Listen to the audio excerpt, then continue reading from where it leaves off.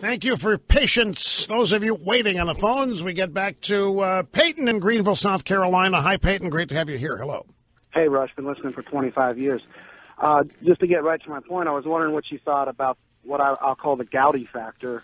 I live here in the 4th District of South Carolina, and Trey Gowdy being the most popular conservative figure, do you feel like he holds the keys at all to who actually wins here in South Carolina?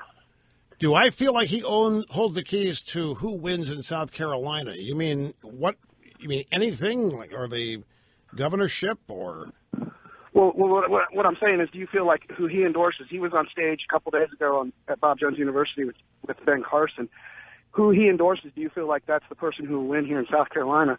And if so, what is in that for Mr. Gowdy?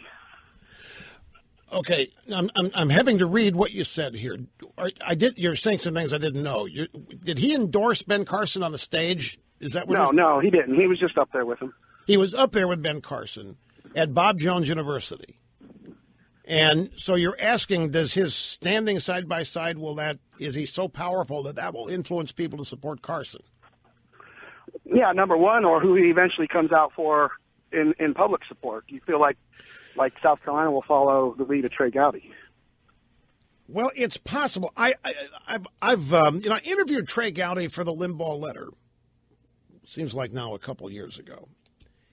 I have always believed, and I told him so, by the way. And by the way, I should tell you, you might not have picked this up reading the interview, but when it was over, I had been so favorably impressed, and I had been up things I'd seen him do in terms of the committee chairmanships that he had run and hearings he had run, and just his general public statements. I'd been really impressed, and I told him how at the time we did not own the house. Whenever I don't think we had taken the house back yet, so it may be longer ago than that.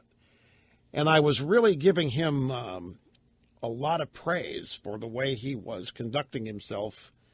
And he was talking about what a lonely place it is, and how he missed his family, and sometimes he questioned whether it was worth it, because I'm pretty sure the Republicans were in the minority and I remember just encouraging him and telling him that he had much more support out there than he probably knew, and he was extremely, very appreciative of it.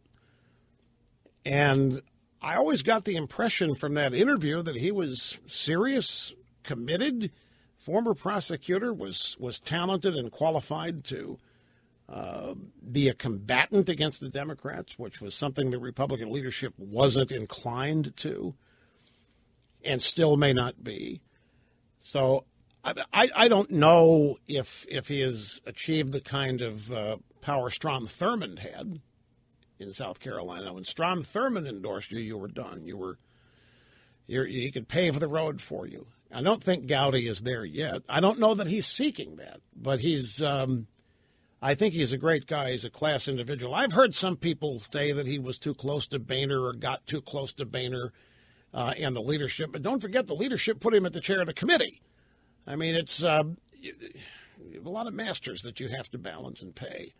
But I never got the impression that he had been compromised or was compromising what I always thought was a genuine in-his-heart conservatism.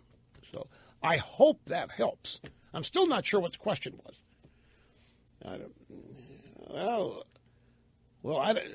I'm not aware he's endorsed anybody. Has he endorsed anybody? Yeah. You know what, Peyton, I'll tell you, the best answer to your question is wait for the day that he does endorse somebody. When that day comes, then what you can interpret from that is that he thinks he has achieved a significant amount of power, that his endorsement would matter. That's the thing to keep an eye on.